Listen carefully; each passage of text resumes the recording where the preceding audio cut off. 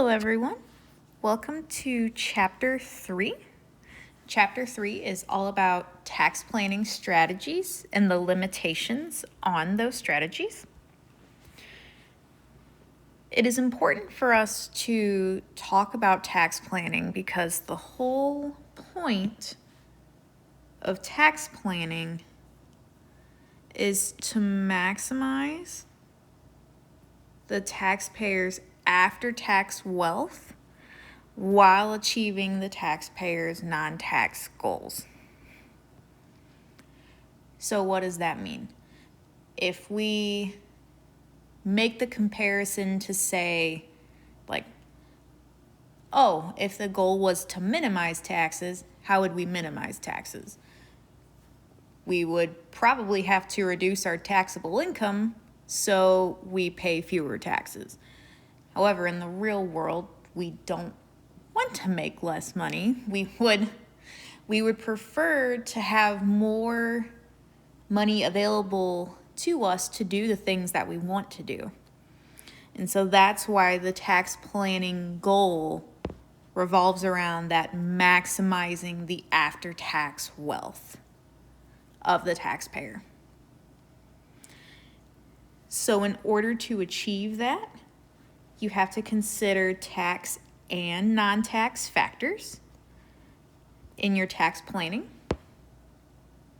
Additionally,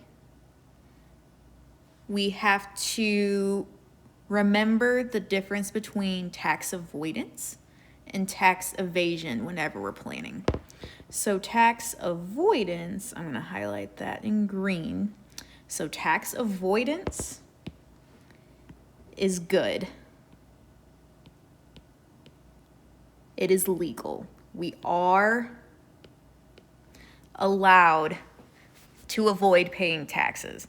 I remember when I was sitting in Dr. McFessel's tax classes, she would tell us that as long as you do it legally, you are not required to pay taxes.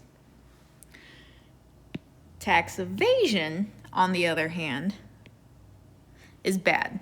So I'm highlighting it in red to signal that it's bad. So tax evasion is bad. And the reason why it is bad is because it is illegal. I believe the formal definition for tax evasion is like the willful attempt to defraud the government. And of course, that is illegal. We don't want to do that. So it's helpful to keep the difference in mind between tax avoidance and tax evasion. Additionally, some other things to think about with tax planning. There are 3 parties to every transaction. There is the government. So that's the first one.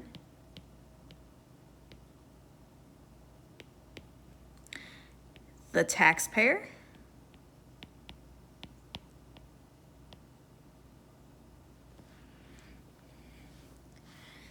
And the third party is, fortunately, not the greatest way to explain it, but it is the other party. And the reason why we refer to it as just the other party, because it depends on, I guess, which position the taxpayer could potentially be in a transaction. So if the taxpayer is a buyer, the other party could be a seller. If the taxpayer is a seller, the other party could be a buyer. So that's why that third party is just a generic other party. Then, going throughout the following videos, the remaining videos in this module are going to cover the 3 basic tax planning strategies. And those 3, in the order that we'll go through in the videos, are timing,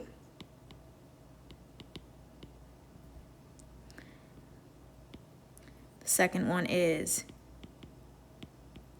income shifting. And then the third one is conversion. So with that, I will pause here and then we will dive right into the timing strategies.